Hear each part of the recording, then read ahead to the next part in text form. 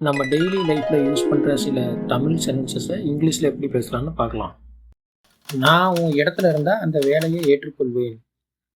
இந்த மாதிரி தமிழில் சில சென்டென்ஸ் எல்லாம் சொல்கிறோம்ல, நான் உன் இடத்துல இருந்தா, நான் உன் இடத்துல இருந்தா அப்படிலாம் சொல்கிறோம்ல. இந்த மாதிரி சொல்கிறதுக்கு இங்கிலீஷில் ஒரு வேர்டு இருக்குது, ஒரு குவாட் இருக்குது. அது என்னன்னா, I where in your shoes. I where in your shoes.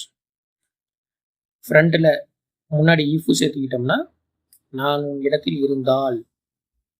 I where in your ஷூஸ்னா நான் உன் இடத்துல இருந்தேன், நானும் ஒரு காலத்தில் உன் இடத்துல இருந்தேன் அப்படிங்கிற மாதிரி. இப்போ பாருங்க, எக்ஸாம்பிள், நான் உன் இடத்துல இருந்தால் அமைதியாக இருப்பேன். இது இங்கிலீஷில், if I where in your shoes I would stay calm அப்படின்னு சொல்லலாம். நான் உன் இடத்துல இருந்தா அந்த வேலையை ஏற்றுக்கொள்வேன்.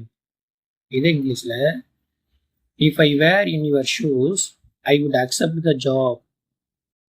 நான் உன் இடத்துல இருந்தா இன்னும் நன்றாக படிப்பேன். இது இங்கிலீஷில், if I where in your shoes I would study harder. I would study harder.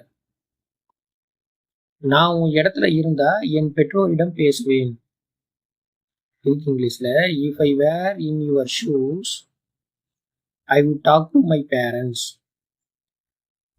If I where in your shoes I would talk to my parents அப்படின்னு சொல்லலாம். நான் உன் இடத்துல இருந்தா சரியான நேரம் வரும் வரை காத்திருப்பேன். இதே இங்கிலீஷில், if I where in your shoes I would wait for the right time. If I where in your shoes I would wait for the right time அப்படின்னு சொல்லலாம்.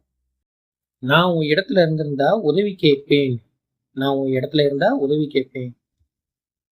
If I where in your shoes I would ask for help. If I where in your shoes I would ask for help அப்படின்னு சொல்லலாம். நான் உன் இடத்துல இருந்தா நல்லா யோசிப்பேன். நான் உன் இடத்துல இருந்தா நன்றாக யோசிப்பேன். இதே இங்கிலீஷில், if I where in your shoes I would think carefully. I would think carefully. நான் உன் இடத்துல இருந்தா மீண்டும் முயற்சிப்பேன். இதே இங்கிலீஷில், if I where in your shoes I would try again அப்படின்னு சொல்லலாம். இப்போ நான் உங்களுக்கு ஒரு சென்டென்ஸ் சொல்கிறேன். நான் உன் இடத்துல இருந்தா அவனை விட மாட்டேன்.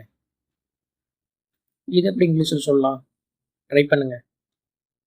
தேங்க்யூ.